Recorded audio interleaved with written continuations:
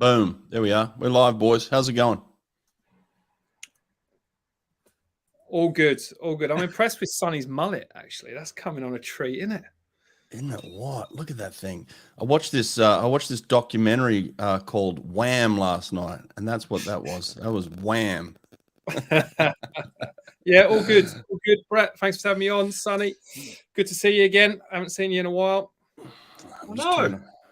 I miss it when I saw James every day. They were the good days when I woke up and I knew James was going to be there on pool deck with me in a suit. Come to hassle, you have to do something, right? Hang on. Last time I saw you guys, which was not long ago, I'm talking a couple of hours. I'm looking at your Instagrams and stuff. James, you're in Turkey, weren't you? And Sonny, weren't you in Germany? Yeah. Yeah. I was. I've just done a week with Ben in Turkey, and I did a week before that with Flo in Nice. But now I'm in London. I've got a boxing event tomorrow, which I'm looking forward to, and getting ready for Japan. And Sonny, what were you doing in Germany? I was at the German Nationals. There's like the senior nationals, also their first trials event for Doha Worlds, and it's like a mandatory event. So all the German national team who are going to the Worlds in 2 weeks had to be there, with the exception of Florian Wellbrook, who apparently, said to media, "This is a stupid idea, and I'm not going to go." Good for him. Oh, I love it. I love it. That's awesome. Where are you, Brett? Where are you at the minute? I'm in California, man. I just moved, so this is going to be my new studio. I wish you guys. Well, I think I've shown you privately what the front of the studio looks like. It looks epic. Just outside these windows here, I've got a beautiful 25-yard pool just staring at me with sunlight, constant sunlight on it for 12 hours a day. So that's gorgeous. Yeah, I got the complete setup. But right behind me here is a bed. So anytime you guys want to come to California, there's a bed there for you, James and Sonny. You're welcome to it. Even if you want to come at the same time, I think it's big enough for both of you, so that we can squeeze you in. So, mate, I got the setup now. I'm in California full time. Living with my girlfriend, Carrie Hayne, who's a former US breaststroker herself, and so we're just gonna be doing tons of swimming content. We're really diving into this thing, man. I'm pretty excited about it. Nice. And I saw you did a bit with Michael, right? Did you race him? Did you actually race him? I actually do race Michael Andrew, and that video will come out on Friday. What's today? Wednesday. So a couple of days from now. I've actually seen the first edit of it. Nate, obviously my producer back in Virginia, he's done the first edit of it, and I think it looks pretty good. I think I'm going to surprise a few people with this throwdown, this backyard throwdown. So listen, the idea behind this, and again, I want to have both of you guys do this with me. The idea is just to get legends to come in and race. Initially I was thinking Gary Hall Jr. lives down the road. I've got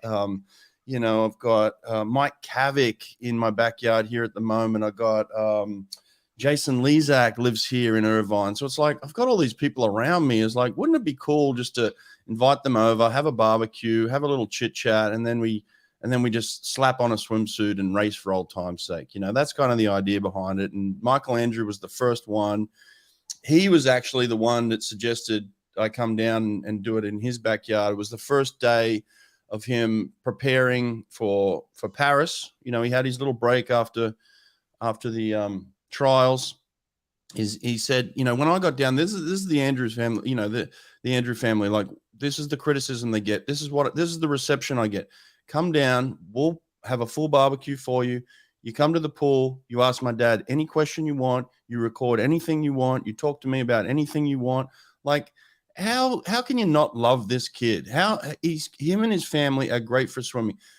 I don't agree with every single thing they're doing, right? None of us do, but none of us would go to Tennessee and agree with every single thing that Matt Kredich is doing, or what everyone's got there. I wouldn't go to watch you, James, with your guys and say everything. I would do it exactly the same way, but it's like you're doing what you believe in and what the swimmers believe in, and as long as you and your coach believe in it, then go for it. But the thing that I love about Peter is, and I said this on my Instagram today, he's very smart. He's but he doesn't think that he knows everything. He's very inquisitive. He'll ask a lot of questions.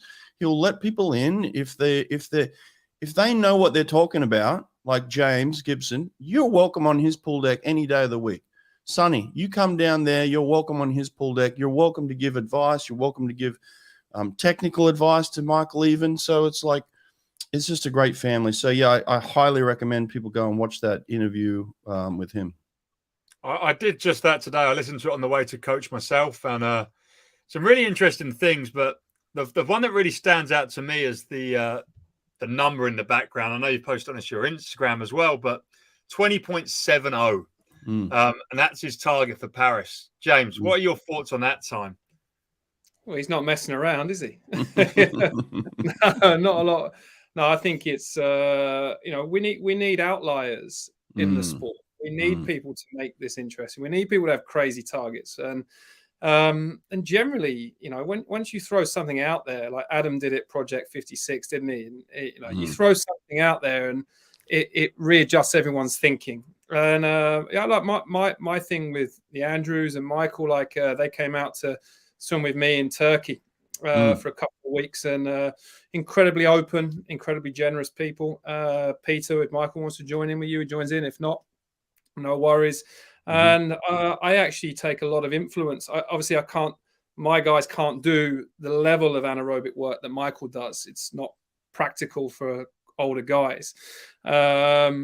But I have adapted a lot of their sessions, and I use a lot of their things in little ways in with what I do in my training. And I think to huge benefit to the guys that I work with. And you need these people that thought-provoke good coaches. And that what I find is with the outliers, you can always find something to add. And as coaches, we all steal other people's ideas, right? Let's not pretend we invented the wheel. We take bits of Mike Bottom and bits of David Marsh, bits of Brett Hawke, and we mold it, Bob Bowman, and we mold it to our way of working and the relationships that we build with our athletes and sell it like that.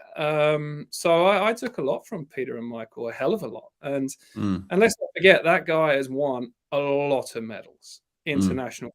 He has won a lorry load of medals. He's an Olympic gold medalist, in the men's relay. So let's give him credit where credit's due. He's a great swimmer.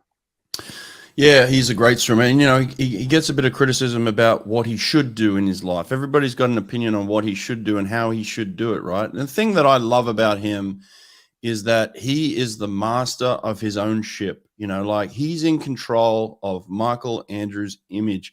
It's him. And we're seeing this in a new generation of people coming through. Everyone said, you got to go to college. It's the only way you can do something. You can only be successful if you go to college. Like that was always what was jammed down our throat. And now we're seeing this young man who is absolutely just taking control of his own image, his own career, his own life. And he's forging a path for himself, but he's also forging a path for other people to say, look, there's other ways that you can do this. There's other ways. And I know, Sonny, look, you've just gone to Germany. You've had some issues even filming at the meet, right? Like this is how backwards we still are. Like you can't even go and take a camera and film at a meet without getting yourself in trouble anymore. Like, like Sonny's here trying to promote the sport, trying to shed a light on it. And they are shutting it down and saying, you can't do that. You can't do this. And the thing that I love about Michael is that everything is his. His own thoughts, his own training, his own beliefs, and he's got partners around him. He's got Tier, obviously, as a big partner, but he's in control of this thing, and I think there's a lot to learn from that, right, Sonny? Absolutely. I mean, I've followed Michael since he was like 14 years old. I've not been to America to see what he's doing or anything, but that's because he's been visible from such a young age. And I think the three of us, we all are probably at the forefront of putting content for other coaches and swimmers out there that they can maybe learn from or just be inspired by. But Michael was doing that before any of us three were.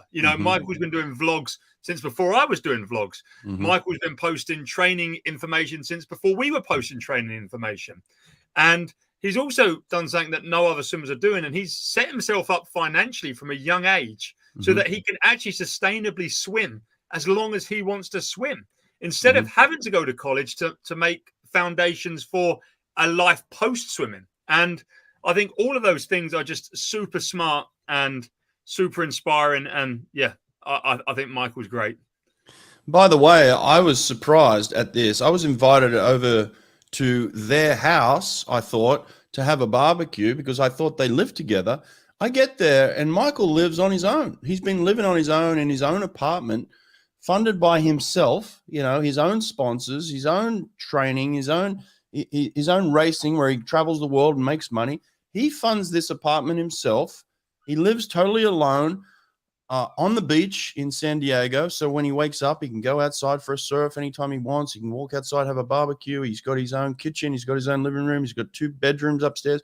So I was surprised. I was invited over to Michael's house. I wasn't going to his parents' house. Now, they came over as guests of his, but this man lives on his own now. And just a lot of criticism, but a lot to learn from him and how he's handling his life. And the other thing that I don't think his parents get credit for as well is they did have a leash on him when he was a kid, as you would expect, but that leash has completely been loosened now. Even though his dad still coaches him, his dad has no say in how he lives his life. His mum came over, and as we were cooking, she was surprised that Michael hadn't opened his mail. She's like, Michael, you got to come over here and open your mail. Like, it's just sitting here. He's like, I'll do that when I want to do that, kind of thing. So his mum just left him, didn't force him to do it, but it was funny little things like that. So cool kid, lot to learn. And then, here we are, today he's posting videos of a mistake that was made at the trials, right? He knows that he entered flat on the start of the 50, which killed his speed, which then he had to generate to swim himself back into that race. And he almost won that race, like by swimming himself back into it. He kills his speed. Here we are today. He's posting videos of corrections that he's making. Like, who's vulnerable enough to say, yeah, I made a mistake last week, and here's me going through the process of making the corrections. Like, we're sitting there learning with him and growing with him. I mean, how outstanding is that for the sport, I find it interesting because I watch it all. And also when you talk about the swim at the US trials, that was a great swim. To be that far behind through 15 and then actually swim back over the top of people. And that's one of the hardest things to do in the 53. Like we speak a lot about the guys I'm with, like, when Caleb's throwing out 5-0 to 15, you got to swim over the top of him. That's incredibly hard to do. And the race in itself, you can change the way people swim. You go fast through 15 and you're coming up half a body length behind and you're stressing and you're not holding water. It changes the way you swim. So the impressive thing for Michael, and that I know he just missed the team, and let's not beat around the bush. He just missed it. Still one of the fastest times in the world this year. It still was. And he outswam everyone else. So that actually puts him in good stead for next year. That process of controlling your emotion, getting your catch, and actually almost winning the race, like you said, is actually quite impressive from my point of view. Well, mate, let's take it back to the World Championships themselves. You've actually got 2 swimmers that could win this thing. You got Ben that you've been working with in Turkey on and off here and there, and then you've got Flo in France. What's the relationship now? It used to be full-time and permanent. Now, obviously, you're working with World Aquatics, traveling the world and stuff, and then popping in time to time. Give us an update on where you're at with their relationship. So the boys we're working with, it's mentoring now. So and I'm going to present on this in Fukuoka next week about the stages of development and coach-athlete relationships. And the first part is a teaching phase where the coach is teaching the athlete everything they need to know. Then there's it's the management phase after, where universities, colleges, you're managing your athletes. They kind of know it, a lot of the stuff themselves, and you're managing them through their career. And then you get to the end point where you're dealing with mature adults, and it's co-collaboration, mentoring.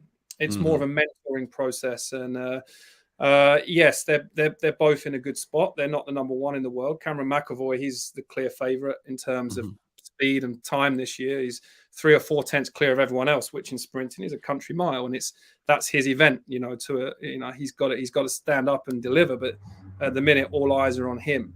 But what he has done with that, the event's been poor this year. Generally, has been poor, and then to guy to throw out 21.2, it refocus everyone. So what we're actually going to see, I think, when we get to Fukuoka, is a very condensed field. I don't think the time out the heats is going to be very similar to the time that makes the final, because everyone's going to go pretty much gun ho in the morning.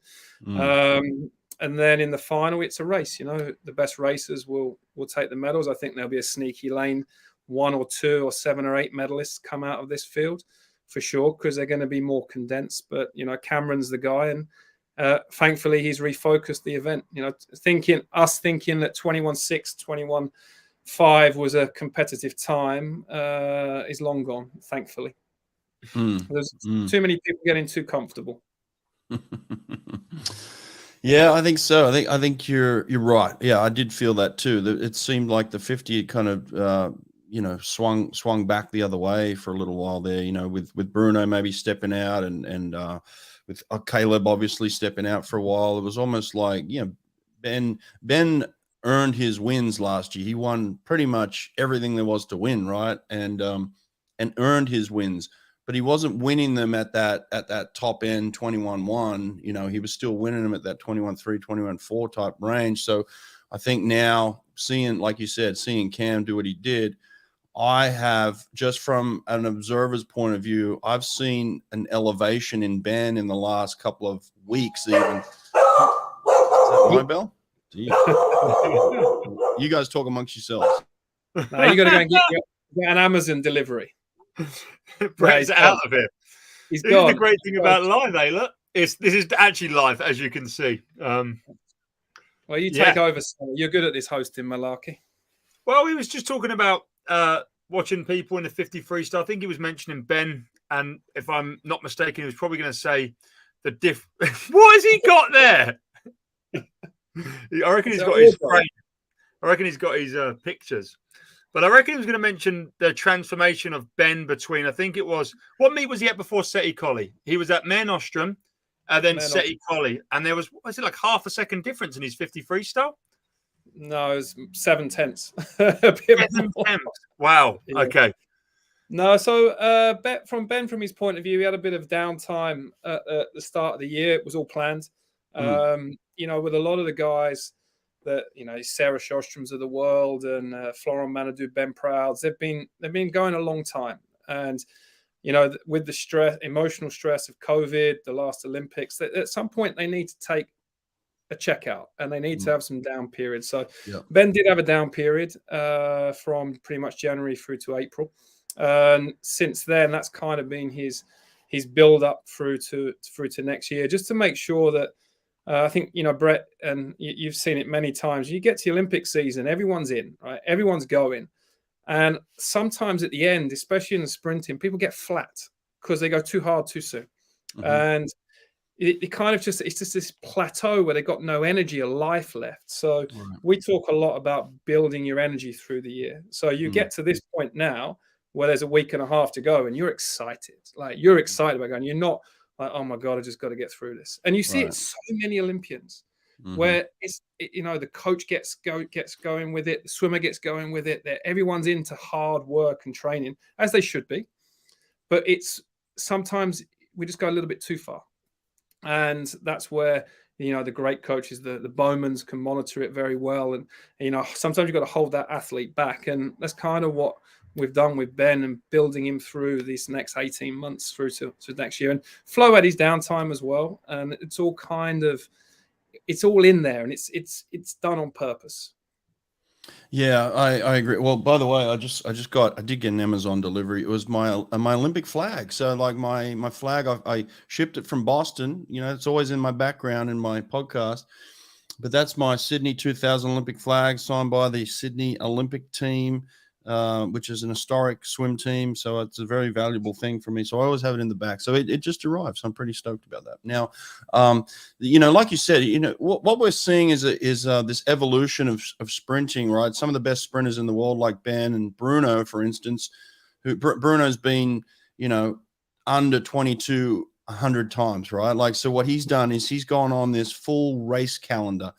And what I found with that, and kind of like what you're talking about with Ben, is like, it really does make you a better racer overall, but it's an emotional cost as well, right? Like when you're going through training, you can sit at a level of kind of 3 and 4 emotionally. Like you don't feel that excitement. You don't feel that high of like, I'm walking into the Coliseum to compete, and that high, and then that low that comes after a competition, right? So like when you're competing a lot, you're going through these waves of emotions, and especially for Ben last year, where he was going like, he was trying to win it all, right? And so there's this huge emotional cost, and so yeah, it does take its toll, and I think it's great, but you've also got to factor it in. And so I think that mentorship that you're giving Ben has been invaluable to him. I think we're going to see our best Ben Proud this year, no doubt in my mind. I think a lot of people have written him off this year because you haven't seen the best. But what you've done is mentored him to a point where now he'll be at his best. And I think even though you say Cam McAvoy is the favorite and probably should be walking in as the favorite, Ben is certainly a guy that I think can easily contend for this win if he's at his best again, and so some of the stuff I've seen on Instagram in terms of his technically where he's at, he looks beautiful right now. I mean, just beautiful. So, fantastic job for you. Sonny, who else is there other than Cam? I talked about this in the podcast with Michael Andrew. Other than Cam, Ben, Flo, and then Ryan Held, right? They're the top 4 guys I think that can win. I think someone put it in the comments here. Let's have a look here. Yeah, so that's kind of the top 4. Who else is a contender here that we should throw into this mix in the 50 free? Well, I mean, James can probably tell you a little bit more about the next guy I'm going to talk about, but Diogo Ribeiro of Portugal. Is he still 18, James? He is a great swimmer. Very good. I saw him in Turkey with his coach Albertino the other week, and this kid he's got it. He's a very, very good swimmer. And I think the event, there hasn't been a breakout guy in many, many years in the 53. Like someone we just don't know about. Flora Manadou won the Olympics from nowhere. We're due someone to come out soon. If it doesn't happen this year for Diego, it's going to happen sooner or later, and I really rate him.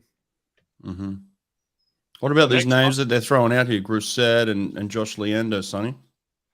Look, I think what James just said is really true. And when you look at some of the names, if you look at the world rankings right now, you've got guys like Seb Chabot, who's been around a long time, short course world record holder in the 50 fly, but they're not guys that are going to suddenly have that big breakout. Josh Leander, he's been good for a long time now, like 2 or 3 years. He was good in yards this year, but his 100 fly, I think, is more where his money's at. And then there's Maxime Grousset. I think his 100 fly was his best swimmer French trials. So, like, I don't know. I think when you're still working on that 100 flights, it's hard to be competitive in the 50 freestyle when you're racing guys who literally are fine-tuning 50 freestyle like nothing else. And that's the case with Cam, Ben, and Flo. That these guys, I mean, James can tell you they're 53 all in. And but Grousset is a class act. Like he's a excellent swimmer. I watched him at the trials, the French nationals, and the French nationals was not done in a particularly good pool. It wasn't done in Berlin like you saw or Indianapolis. This was done in the shallow end wasn't even 2 meters deep, or there was a huge diving well in there as well. So, and this is what the French have, right? When I used to work in France over here, they go to all these pools all around France. It's not like this is your national hub where you do nationals every year and it's the fastest pool in the world, like Toronto and Berlin and these play Budapest. They go to I met rough pools. I saw Laure Manadou break a world record in Tours, and I was like, this place didn't really have a warm-up or anything. And so they have this, the French actually have quite a good inbuilt resilience. So whatever you saw come out of the French nationals, they're going to improve. They are going to improve. And Jack Overharen has got a good sort of leadership program there, and he's got them definitely going the right way. Give us an update, mate, on your role at World Aquatics. Tell us about that a little bit. Yeah, so really exciting role. I really enjoy so I've been there for 3-4 months now, working within the development team. So what we do is we've got projects going all over the world. I travel here, there, and everywhere. In fact, I've been to more places the last 3 months than I've been in my whole life, I think. And I've met so many wonderful people involved in swimming and volunteers as well, Brett. Like we're not talking people that get paid large sums of money or even get paid for these roles. They do it because they love it. And I'm so impressed. But there's a lot of people, a lot of nations that need some help to develop, and they need some help with their structures and governance and move forward. So we run these programs, which hopefully you're going to get involved with in a little bit more in the future. We do yearly development plans, drop-in development seminars. We host clinics everywhere. And it's been fantastic for me to be involved in this process. It was the right point in my career as a coach, and I still have a foot in with the elite side, which I'm very lucky I'm able to mentor these two guys. But that's it. That's what I'm not going to run a program anymore because my job is what I do with World Aquatics, and I take that very seriously. I love it. I love it. Who reached out to you in terms of this potential role? Like, how did this come about? No, this was me looking into things and making propositions. And I think, this is one thing, what we do in our sport. When you're a head coach of a program, you always take on the people that, you get all these messages. Can I come mentor you? Can I come watch your program? Can I come and do this? Can I come and do that? And sometimes you get the good feelings with the guys, and you generally take in the people that pester you, That's kind of the way I was. I was like that as a swimmer. I pestered Ben Titley to let me swim with him. He said no. I used to go in my backpack at 5 a.m. to train, and he'd turn me away. Funny how things turn out, isn't it?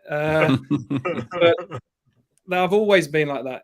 When I met Sonny, he pestered me about, can I get involved? Can I come and do this? And can I do that? And I think I took a lot of responsibility on myself, and I wanted to do this in this point in my life. And I like and the development side is giving me everything that I kind of never had from always working with the obsession of winning and the obsession of winning a medal, and it consumes you, right? But there's so much more to swimming. There's so much more, and World Aquatics are the custodians of world swimming. That they are, and it's not just what you see on the podium in Fukuoka. There's so much stuff that goes on behind the scenes, and especially in the development team. So that's kind of got into it. I love it, mate. It's awesome. Yeah, really cool. I'm going to put you on the spot here. I don't know if this is, you can help us. But Sonny and I want to go live for the World Championships, and our idea is to watch the swimming live on YouTube through World Aquatics, but then like talk about it and commentate on it. Who could we reach out to at World Aquatics to say, can we just look at your feed while we commentate or talk? Is there someone I can reach out to?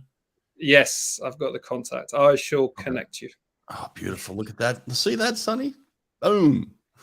You're getting things done, Brett. I like how he uses live on air to put pressure on anything. Well, it's not going to be someone listening too. World Aquatics might listen to us, but James is in there, so it's like, send us a contact. We just want to talk. We just want to talk about swimming, and we want to make it even better. It's an incredible sport. I think this World Championships. Look.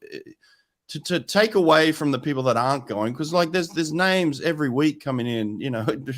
Sonny, you just added a new one to the list a couple of days ago of somebody that's not going to the World Championship. So it's like, but I still think this is going to be a fantastic World Championships. The people that are there right now, I think the US Australia head-to-head battle is something that is going to be completely epic and worthwhile watching as that progresses. We're actually going to have Rowan Taylor come on in a couple of days live from Japan and just talk about the build-up of the Aussie team and stuff like that. So that's going to be cool. So like the people, like even you guys, just people that are coming into this and just talking about it. I think we're changing the way we look at swimming, we present swimming, and I think that's cool. And Sonny's leading the way. Like I get a lot of inspiration from Sonny and what he's doing as a young guy, to have the kind of faith in himself, just like you said, James, just pestering you and just doing his own thing. I think it's that Michael Andrew kind of idea of like, back yourself, trust yourself, back yourself, and go in and do some different things. So I like it. Sonny, what do you got coming up? We just got British Nationals in the UK. It's not as exciting as going over to Worlds. But like you, Brett, I'm excited to watch Worlds. Like, again, what you said, we can talk about who's not there, but I think that's almost just a disrespect to the people that are there, because the people that are there are the ones that have qualified to be there. And the people that aren't there, unfortunately, probably aren't good enough to matter if they were there, And we can talk about the biggest miss, Caleb Dressel, but he quite literally isn't good enough to be there because he didn't qualify for his team. And even, in a weird way, Michael Andrew, he didn't qualify for the team. They've got the biggest roster, they're the deepest country in the world, and people will represent that country, America, and be successful. So the people that aren't there are kind of irrelevant. And it's the people that are there that are going to make so much excitement in terms of watching that event. And I'm very jealous of James, who's going to be there front row, soaking it all in, getting some cool Instagram clips, I don't doubt. All right. Is this the jealousy comes in there? It was one post, Sonny. It was just one post. It was one post. Was it? Yeah, that's going to be awesome, mate. So I guess what's your accreditation? Are you kind of a VIP? No. Working. So we've got we're through the development team. We're going to host seminars every day. There's going to be coach education seminars. I'm hosting elite athlete development and the role of the coach. I'm hosting a holistic role to coaching. So I'm doing something. I'm doing a practical session for coaches to come and watch on freestyle skills and drills, and trying to be a lot more open. And the whole process started in Melbourne last year, and it's going to happen more and more. So they're going to use sort of the major events as a platform to sharing, learning, education, bringing people up. And I think, I'm really keen to do it. I'm not coaching when I'm out there. I'm working in my professional role, and the boys will be looked after by their respective nations. Like Flo's now in Japan already. He's on it. He had some work to do today. Did very well, and Ben just arrived. But they've got their own teams, their own units, and I won't be getting involved in that side of the preparation. But my role is very specific. World Aquatics. I love it. Mate, as you were talking, it just hit me, the similarities between what I watched last night, the Wham documentary. Like, you look like George Michael, and Sonny looks like Andrew, the other guy who was in Wham. It's freaky how the similarity. You guys have got to go watch this documentary. You're Andrew. Let's get aviators, Sonny. Well, I think we can pull aviators off. I've seen you wear aviators. You've got some sunglasses in your collection. Yeah, I've got loads. Essex boys, aren't we? Brett, we're from like 5 miles apart or 8 kilometers for the Europeans. Really? Yeah, we're That's pretty wild, close. Hey? James came around my house once, and my dad got like the old photo books out. You know how parents do. And we're looking through this photo book, and I must have been like 10 or 11 years old, and James's mum is handing me an award at my club championship presentation evening. Wow. And I had no recollection of this. And James like, that's my mum. I'm like, what? True story. That's crazy. Look at that. Yeah. What do they call it? The 7 degrees of separation or something? Something like that. Yeah. That's wild. Yeah. Well, Sonny's more famous than a lot of the swimmers. When we worked together before, all the kids coming out for autograph, Chad Leclos, Sarah Shostrom, swimsuit guy. Don't know his name. Swimsuit guy. I don't think James knew my name for the first year of knowing him. Or he just liked to wind me up. No, mate, you just know everyone by Instagram handles now. Or Threads. Threads as it is now. I'm trying. What's happening with Threads? Anyone know? Yeah, look, no one really knows his name. It's just meme, Threads. Yeah, Threads is hot right now. I just asked Paris Hilton, man. It's hot. So love it. Wait, have you got a story is that actually Paris Hilton, or is that like Madame Tussauds or something? Dude, that is 100% Paris Hilton. So the story is, if you go to my Threads, you'll see my Paris Hilton photo of me from 25 years ago with Paris. So the story is, we went out one night with Ian Thorpe, and Ian Thorpe was a massive figure in world sports. You know, like he transcended swimming. He was the first swimmer that ever transcended swimming. You know, like he was a superstar athlete. You know, and so Paris Hilton wanted to come out and hang out with him one night, and so we went out and had some dinner. Went to a nightclub, had a bit of a party, you know, as you do, and took a photo with her, and we were having a good time, and that one just, I don't know, it stuck. And so, you know, the other day when she put out a little thread that Threads was hot, I responded to her with the photo. So you can go and watch it. It was a funny one, but no, she was very nice, you know, very, very nice, and we had a good time, and that's all I remember. So that's all I got. So you keep posting that one once a year, then, right?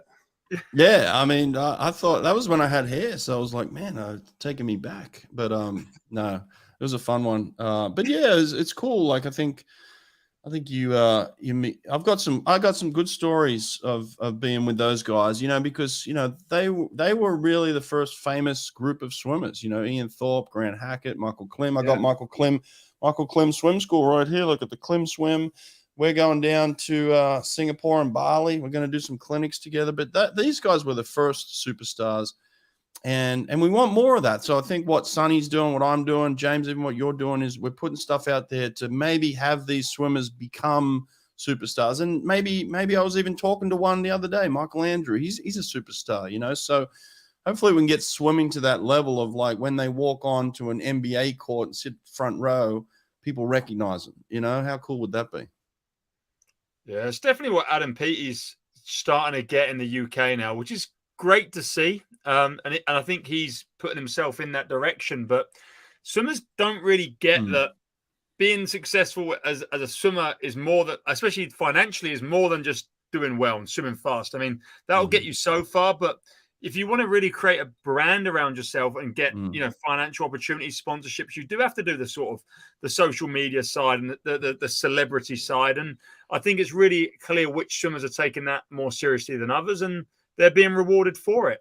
Like I said, Michael done a great job of it. And I even saw Adam, I think Adam was with David Beckham's son and Gordon Ramsay and his new girlfriend at the F1 the other day. But, you know, all of a sudden we've got a swimmer in the UK that might be able to be compared to someone like a Michael Phelps or Ian Thorpe of years past. So that's great. I think that only lifts the profile of the sport. And I'm glad for it. Yeah.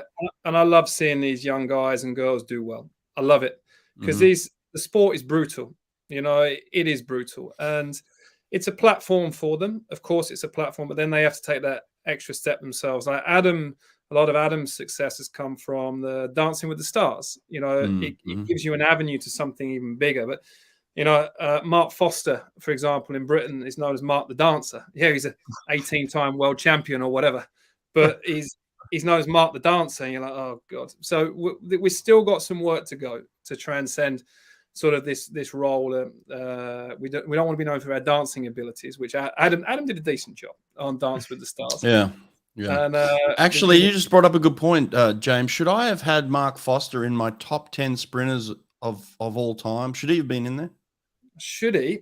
Yeah. I think what you did there was awesome because it created conversation. I think everyone has an opinion. In my opinion, yes, he's one of the top 10, but then you have to write down there's certain criteria. I think, you know, to be number one is you have to have won the Olympics or stood on the Olympic podium at least. But, you know, Mark did incredible things. Short course. He was a world medalist. I would have probably put him in at 10 or 11. Yeah. But again, it's one of these. Freddie was in there because he was the first to do things 17 point. And there are these guys that break the magic barriers, and yes, they have their role.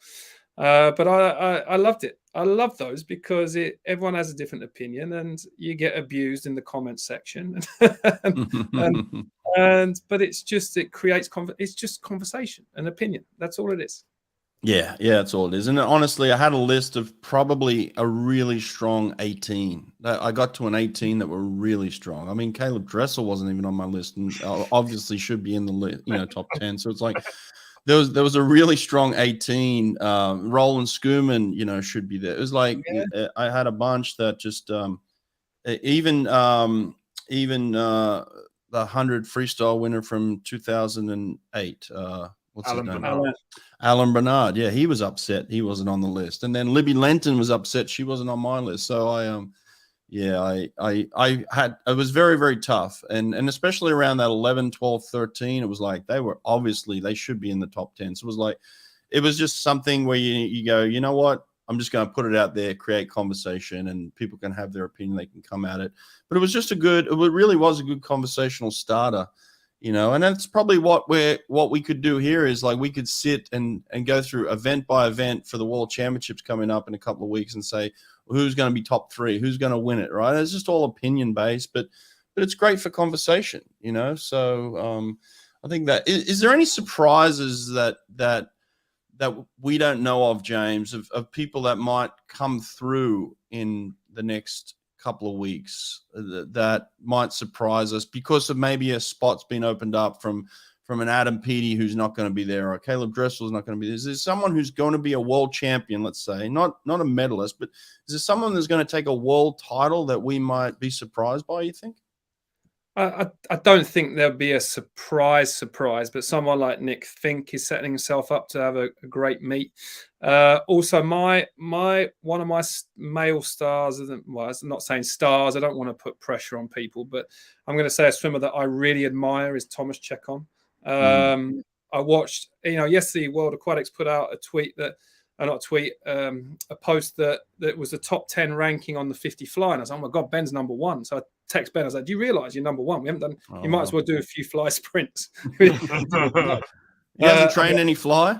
No, nothing. Done nothing. We completely forgot about it. I messaged the strength coach. I was like, do you realize Ben's number 1 seed in this 50 fly? Wow. I was like, we better do something about this.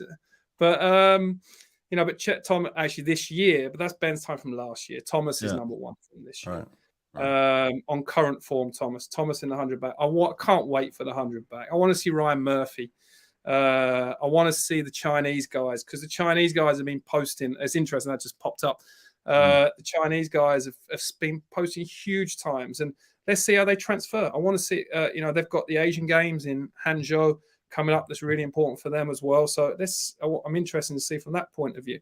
Summer McIntosh is setting herself up to be a superstar, which she already is. And again, I think a lot of the media and a lot of the stuff I've seen so far, it's about everyone that's not going. You brought it up. Sonny spoke about it.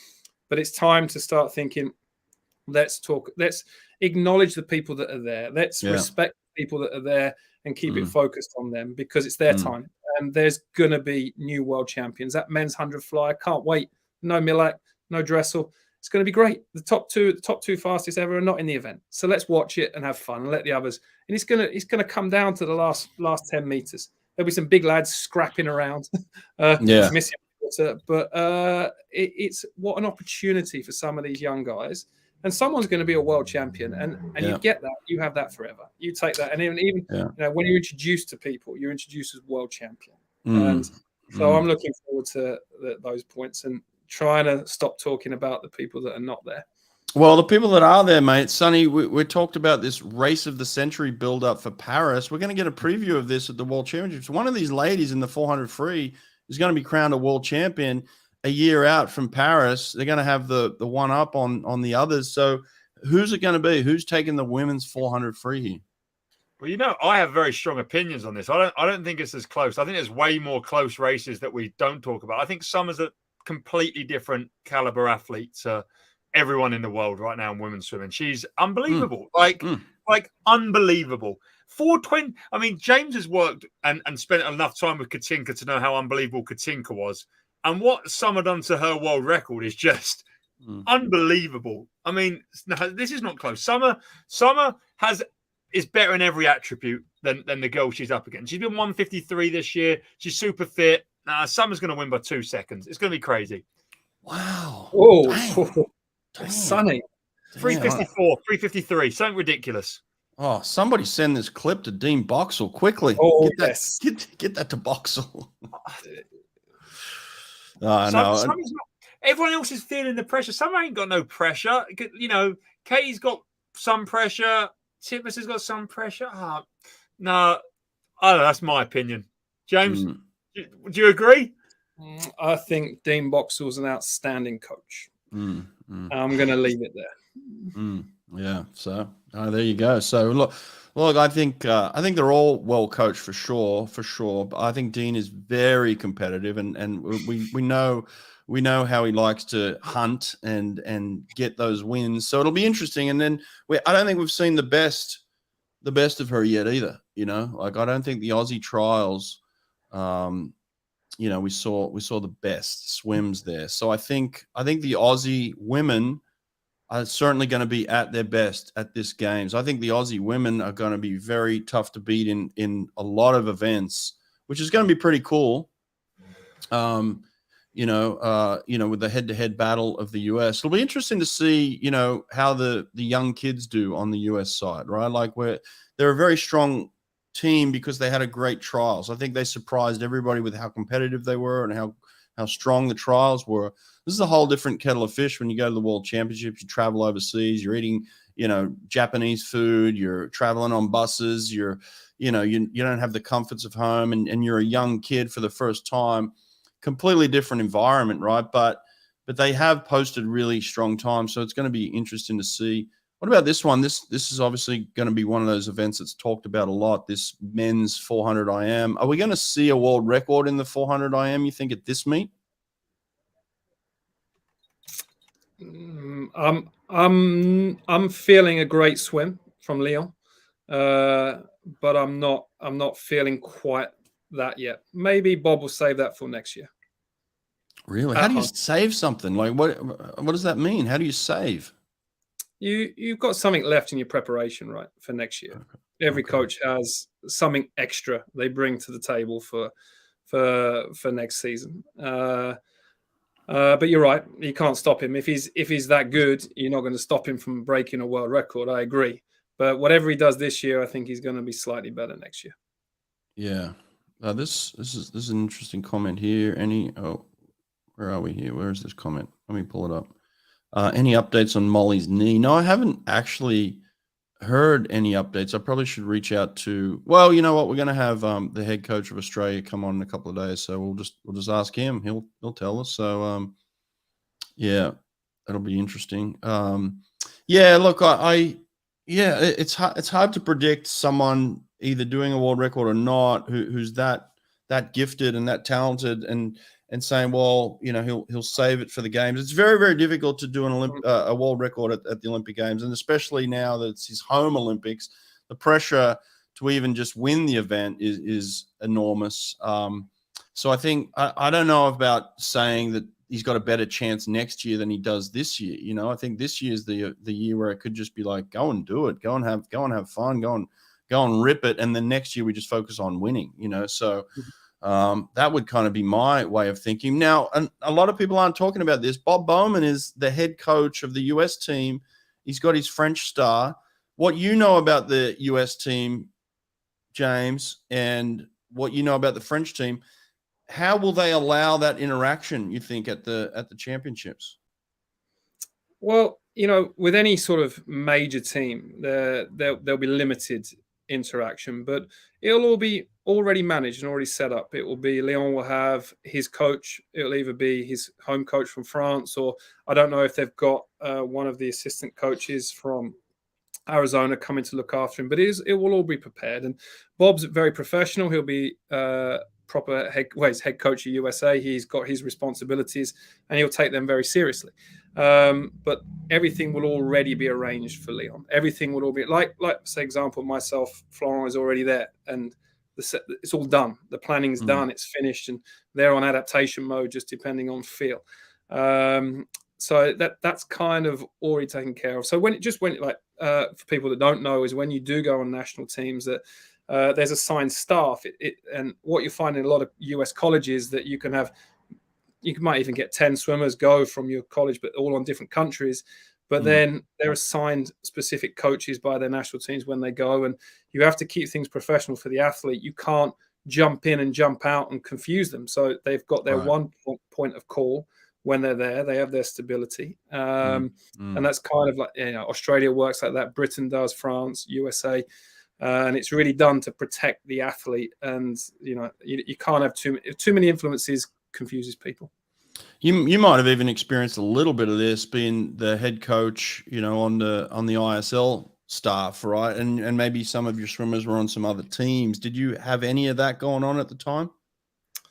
Yeah, you get a little bit, but I had that really the first year, but the second year was, and the third year was mainly you're dealing with your day in, day outs. And a lot of the hard stuff is when you're getting communications from home, the athlete needs to do this, and this, but it's totally inappropriate. Yeah. And that's where leadership comes in. You're like, well, they've raced.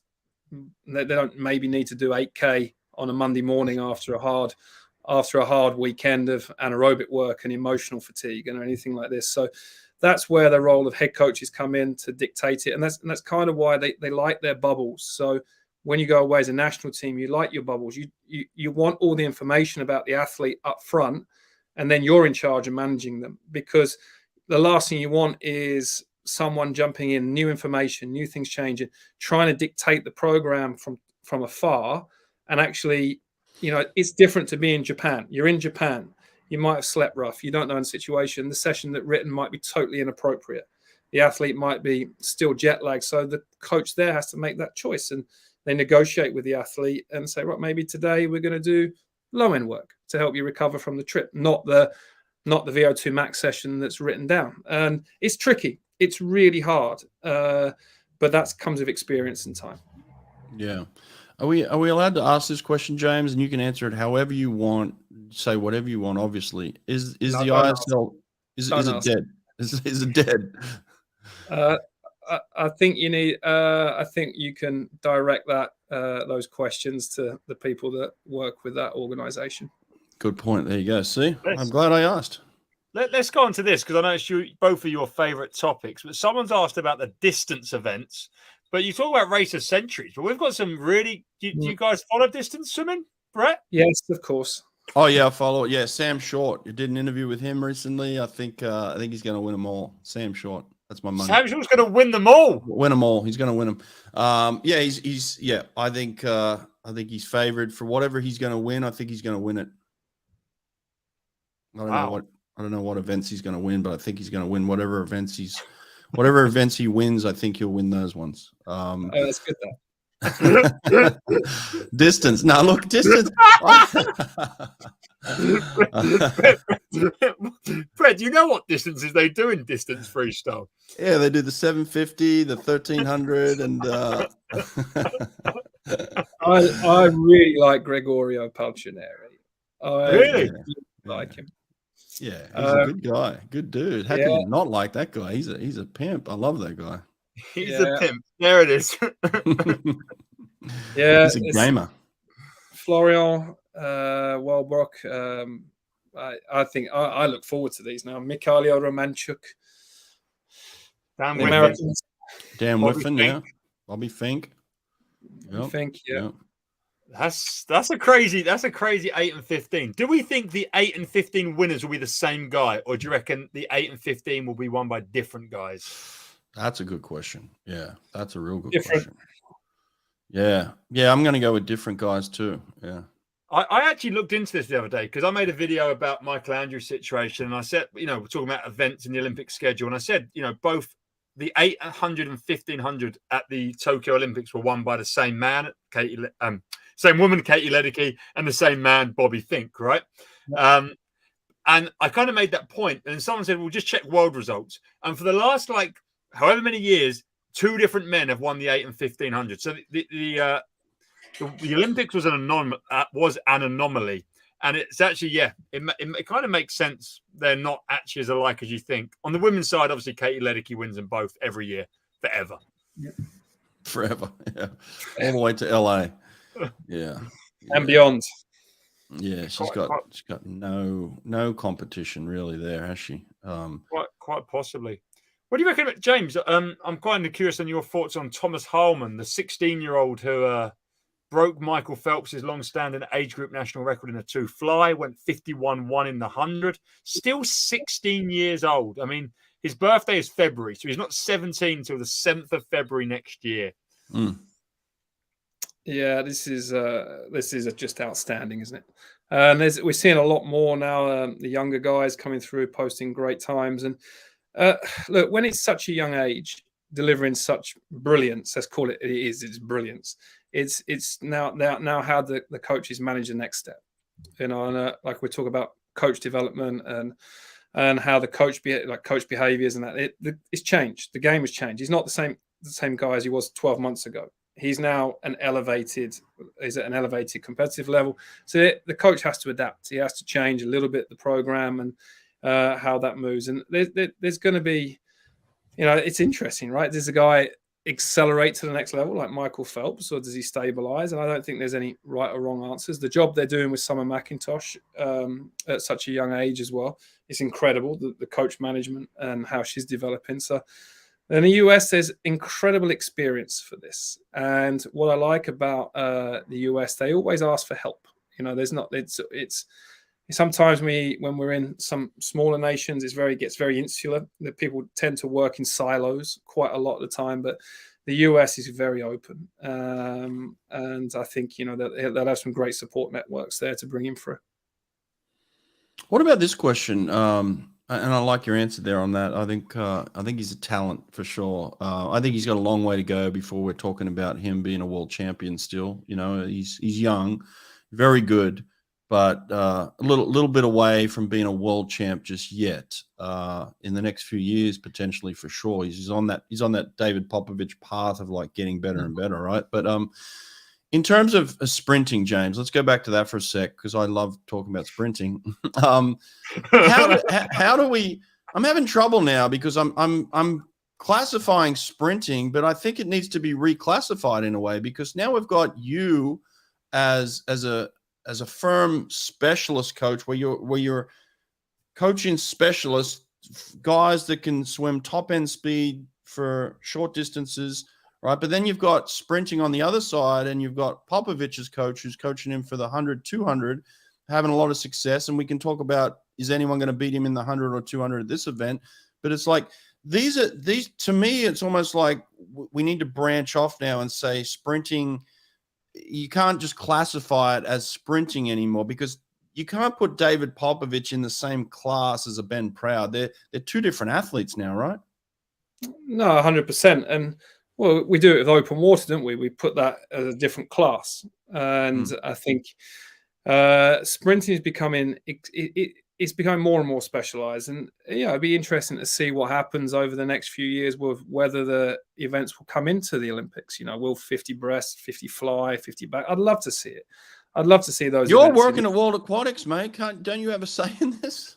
I'm not the guy that makes those decisions. That comes from the IOC. You see World Aquatics, they're included in the program. But I'd also love to see 4x50 freestyle relays, 4x50 mix, because these events are so exciting. A 4x50 mixed medley relay would be incredible, mixed freestyle. But yeah, it's becoming, it's becoming its own sort of genre, because of the even Sarah Shosham to a certain extent, you see how she's going. She's uber competitive in the 50 fly and 50 free. I can't.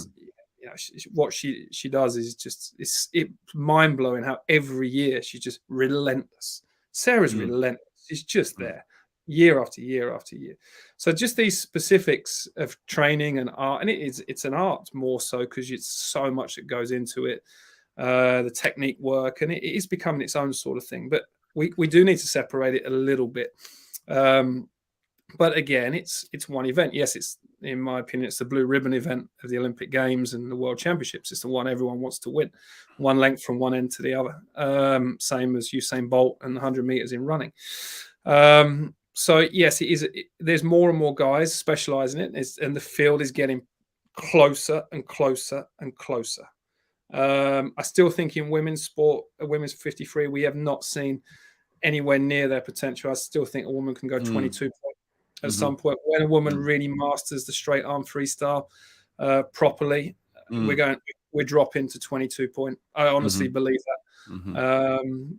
But the men's is becoming more and more depth, and I think the heats are going to be, there's going to be some twitchy men in Fukuoka. because you're gonna have to go. You're gonna need to say, it's such a fine line now. You've got to save a little bit for the semi, a little bit extra for the final, but you can't miss out. The depth is getting more and more because people are specifying. Well, you talk about specialization, and we talk about freak athletes. I mean, why is this in reality? Why is this not possible? Why can't you go, 21 flat, let's say, 46 high and 142 high? Why is that not possible?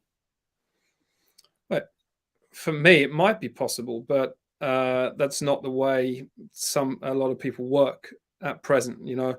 There might be someone out there that can do it. Is just that uber talented that just hasn't found the swimming pool. But the way I get led by the athletes in terms of, you can just tell an athlete inside of them, and do they want to do hundreds? You've got to love what you do. When you climb on the block, if you're doing a 400 medley, you've got to love it. You're going to dive in and you want to be there and want to do it. And you can see it in their eyes. If you're trying to make someone do a 200 and they don't want to do it, they ain't ever going to be competitive. If you're trying to make someone do 100 when they only want to do 50s, as much as you try and as much as what you do, it never comes from inside, and the brain takes over too much, but the heart, it's never quite there. Yeah, well, to me, it's even more obvious than that, right? Like it's really easy in this regard. And Sonny, you can jump in here too. For me, it's really easy to compare track and field to swimming. You look at a 400-meter track runner who's just running around the track once, as opposed to a 100-meter runner who's just running the straight, right? Completely different athletes. So what you would say to yourself, well, why can't Michael Johnson win the 100? Because Michael Johnson wasn't built like those 100 runners, and those 100 runners weren't built like Michael Johnson. And that's what we're seeing here when we talk about the 50, 100, and 200. As good as David Popovich is, he's not built like Flo Manadou, right? And Flo Manadou isn't built like David Popovich. So it's like they're two completely different athletes that are having success at the top end, but they're built completely differently. So like Flo's built for speed and power. David's built for speed and endurance. Yeah, exactly. So that's the difference here. And that's why I think the further we get into the specialization, the further we get away from an athlete possibly being able to do the 50, 100, 200. That was a thing of the past. That was a thing where it was kind of like you threw a blanket over because everybody trained the same. Everybody specialized in the training. Don't you agree, Sonny?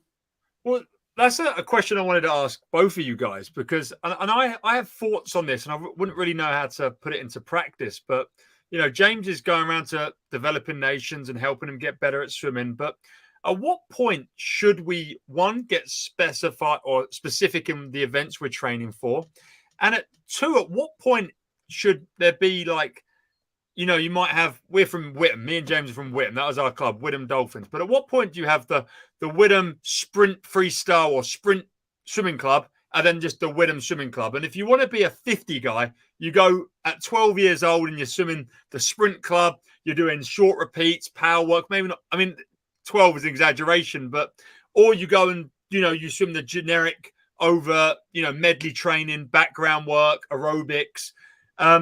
And at what point should you branch off, and should there be different options of clubs? Because you don't have a cross-country guy training with a 100-meter guy at any point in running. But until 18 in the UK, you have the 50 freestyler train with the 1500 freestyler and the 400 medley swimmer. And maybe the coach can go as far in the 3 lanes they're provided to say, you're doing 1050s and you're doing 1000s, or you jump out after 6 of the 10 200s. Like, we're not even close to specific training, especially in age group swimming. Yeah. The long-term athlete development models are all around aerobic work at a young age, aren't they? But I'll give you an example. Ben Proud is probably the closest guy that I know that came from a specific age group program in sprinting. When he lived in Malaysia, like Ben's from Malaysia. It was a lot of short repeats every day, Michael Andrews style, but not quite as much. And that was at Ben's development, was that. And yes, when he was trying to do the hundreds, when, a few years back, he was still 48.4, 100 free. He was still trying to do the hundreds. it was never quite natural to him because he didn't have this grounding. And I think what a lot of countries do with their LTAD models is to cover all bases. You know, you're not covering just the 50 free or 50 back, 50 breast, 50 fly. You're covering swimming globally. So I don't blame, there's nothing wrong with those models because the federations, they have to have a pathway. You have to have a pathway. But it's interesting. I don't, honestly, I'm involved in all of this, but I don't have the answer. Like when you know, is it right to give a 12-year-old lad or lady just purely sprint training? Are you stopping their long-term developing, or are you promoting it? Because I guess Usain Bolt, you're right, Usain Bolt, and he never ran cross country just because he was supposed to or join in. So, you know, that's an interesting debate. It'd be nice to get the experts in, you know, to come on and and the scientists in development just to come on and have a chat. Someone like David Popovich, does he feel any kind of pain? Of course he does. If he didn't feel pain, he'd be flipping in his best time in the 50 free. So he'd be flipping in 22.3, and he'd be coming back. Yeah, you know, it'd flip. So you got to give him a little bit of leg room. So 22.3, he'd flip in, and he'd come back in under 24. And so, of course, he feels pain. Yeah, he's feeling the pain. So what he's doing is he's figuring out, how do I manage that? Where do I manage my speed so that I don't feel this enormous piano hit me at the, you know, 35-meter mark to finish this race? So it's like, yeah, we all feel pain. It's just the management of it. And I think that's what the top sprinters in the world are figuring out right now is, how do I work my strengths and weaknesses so that I can end up touching the wall first? You know, David's strength is his back end, like Kyle Chalmers, right? Like they're both going to manage. They're going to manage the way out, and they're going to hammer the back end, and they're going to swim over the top of people, which they always do. And then you got you guys who are going to be front runners who are going to go out and say, well, I'm going to manage it on the back end. You know, so it's like there's this game of like, where's the line for me, right? James, you see this all the time, right? Yeah, I see it. Kyle's the master of it, right? I can't wait to watch him and David, because they're same strategy. They sit on the person and come over the top. So it's just I'm looking forward to watching those two go head to head. I think the 100 free goes, swimming's cyclical, isn't it? Sometimes it's the front end boys, and they're the ones that just try and hang on. But now we're in a generation of back enders, and it's almost as like, it's true, isn't it? Like you already know kind of what's going to happen, and I wouldn't like to be a swimmer to swim next to these guys. Well, it's funny. It's funny you say we're in a generation of back enders, but like they're still going out in what used to be all out, right? Like they're still going out in 22 high, but what they're doing now is they're coming back in what the guys that used to go out in 23.5, they're coming back in that time now. So they've learned to manage that top end more, but still come back. So it's you don't go 46 unless you're going out in 22. You can't go 46 by going 23.5 anymore. It's just not going to happen, right? So they're playing this game of like, where's the line of speed that I can go out and still give myself enough room to finish this race off, you know? Yeah, well, I'm looking forward to that.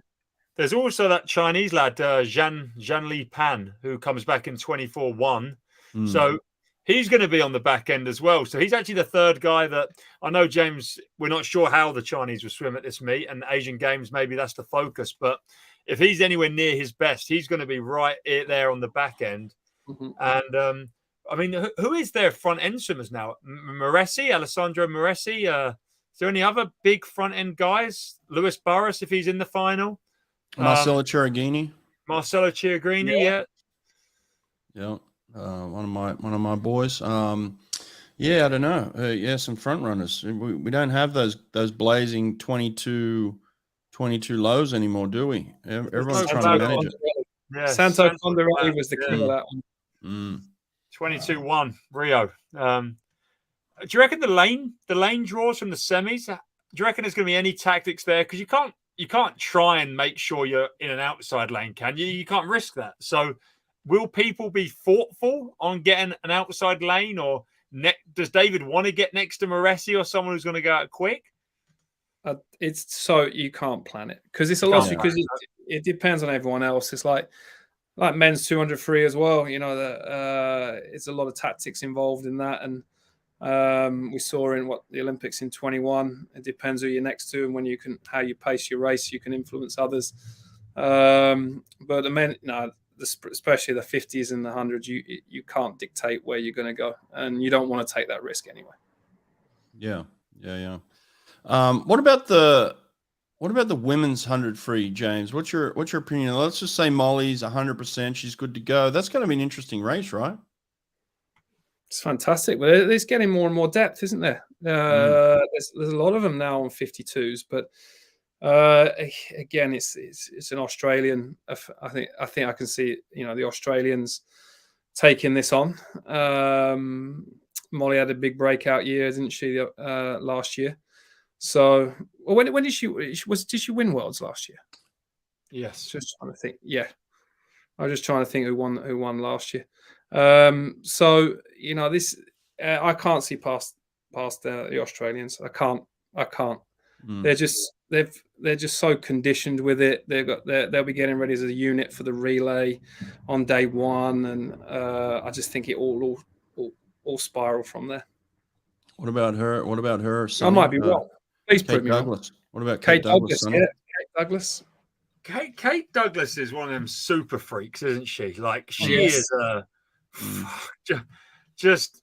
There was a lot of drama early this year, and I like to be quite vocal, talking about yards and versus meters. But she was someone who was never in doubt. Like this girl, it was clear she would be able to swim meters. She's an Olympic medalist, and she just looks so good, especially again on the back end in that race at trial. She flew back past the other American girls, and she's one of 8 girls who have been 52 this season.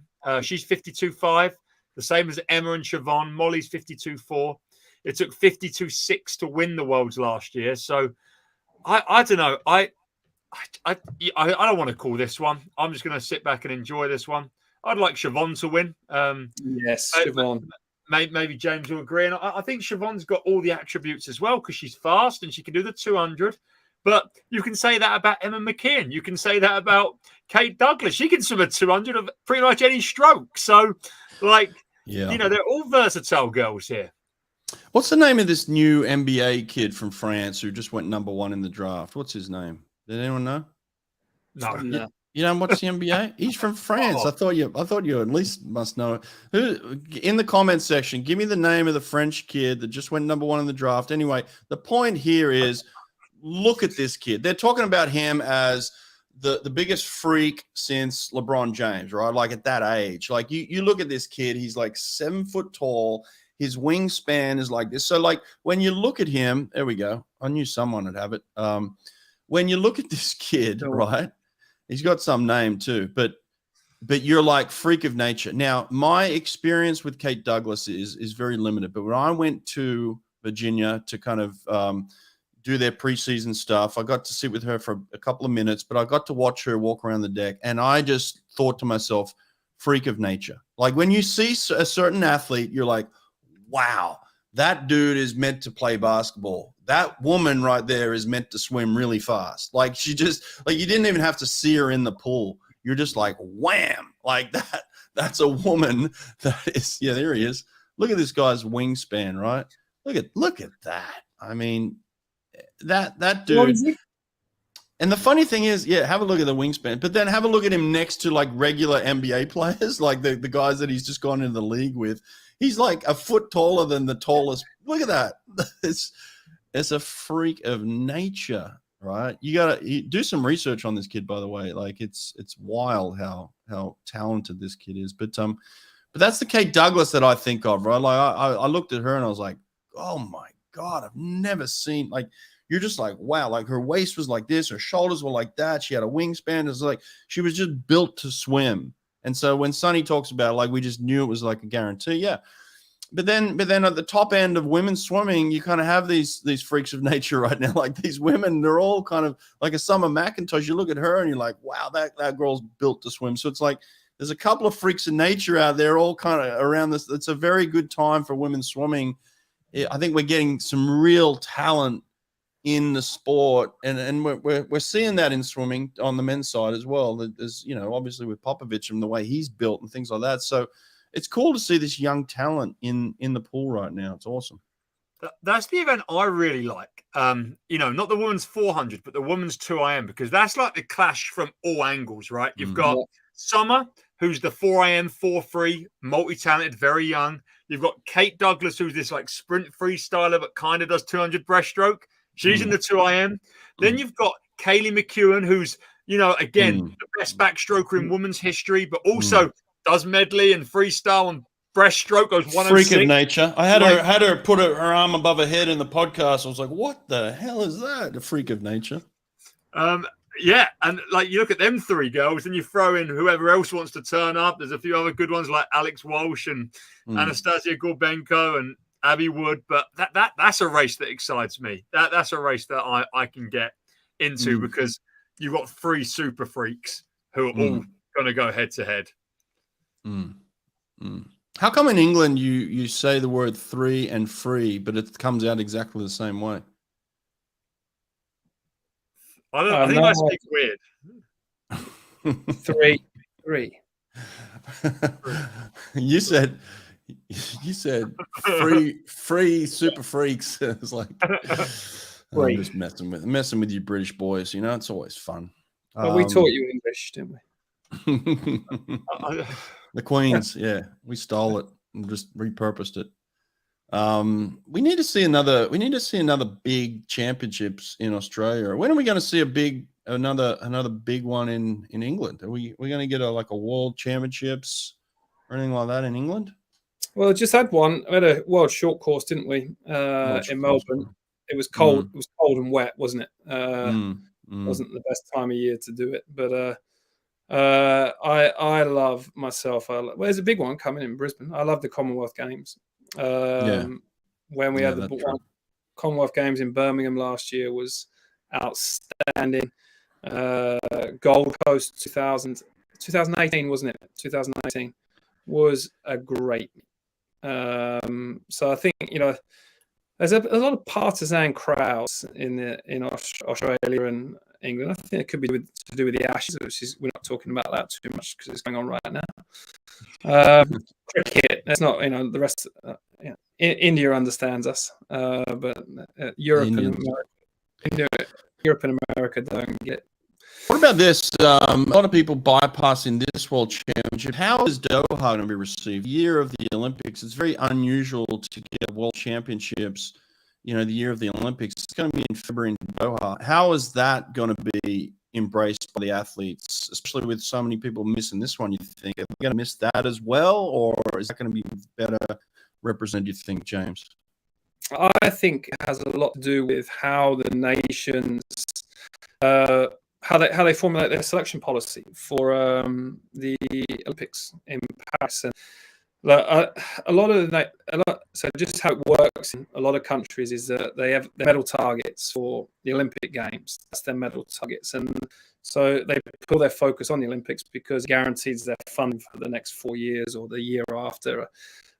So that will be most nations' priority. I'd hope that, honestly, a lot of nations use the World Championships as part of their qualifying criteria for Paris, because it's going to be an incredible meet. It's in Doha, the pool's rapid, and it's fantastic. The more major events we have, the better for the sport, more visibility. I just hope that a lot of nations see it as an opportunity, because there's also Europeans next year. We've got Asian Games coming up as well, and we've still got a little bit of the backlog. Remember, Fukuoka was supposed to be 2 years ago, so we're still undoing a lot of the stuff from COVID before it all settles down again. But no, I think Doha will have a lot to do with the individual nations and federations and how if they use that as part of their qualifying criteria. But then so would you say have one qualifying meet in December that works for Worlds and Olympics?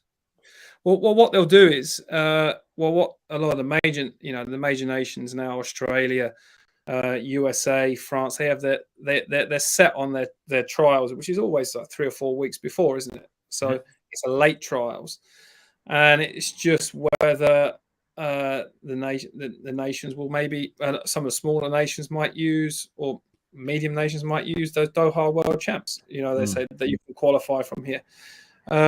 there's very different ways of qualifying. And like some people have already qualified for the Olympics. I see on Instagram, I've qualified for the Olympics already. But then a lot of nations have got a one-shot trials, which will happen 4 weeks before Paris, and that's it.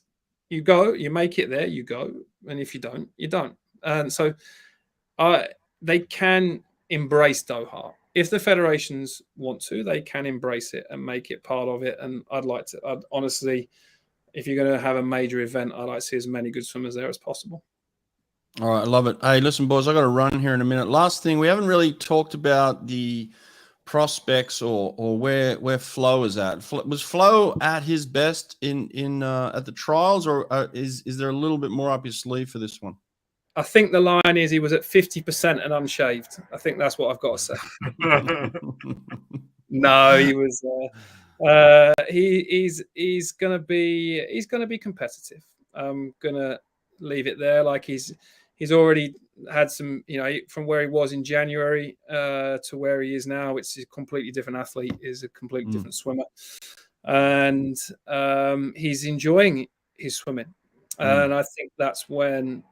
Well, it's say most swimmers, when they're happy, they're dangerous, and they're going to be competitive. And he's in a good spot. I think he's starting to feel he's coming to life a bit. He's starting to feel like 21.5 at the trials in the morning was a serious time. That's what time he did want to win a medal at the Olympics in Tokyo. So he's starting to feel like his old self again. He's getting more and more articulate with his preparation the older he gets. Like he's taking his recovery very seriously now. And I'm seeing lots of things in him that, you wish you had from years ago when the body recovered a lot better. But we train totally different to what we've ever done before. This is the first time I say it to everyone. I've worked with Flo for 10 years, 11, 12 years, but it's different every year. He's not the same guy. He's 32 years old. We do less weight training than we've ever done in our life. We dropped, and he's stronger than ever. So it's kind of like you've got to manage it every year. Every year is different. So next year is the first time I've ever coached a 33-year-old for an Olympic Games. So, and it's the first time he's ever done it as well. So it's not the same, but he's in a fair spot. 48-1 in the 100 free. I was going to say, is he excited about the French medley relay? Because they've got the two, Muan Tomac and Johan Nadui on the backstroke. Obviously, Leon's probably got a sharp 100 breast in him. And then obviously, Maxime Grousset in the 100 fly. Is that something he wants as well? I was trying to keep that one a bit under wraps, actually, Sonny. Thanks. Ignore. We'll cut the show, Brett. Cut the show. Oops, we've got problems. Sometimes you just don't need to throw these out there too often. No, of course, they've got. It's clearly been thought about. They've got an exciting team. Flo, we do.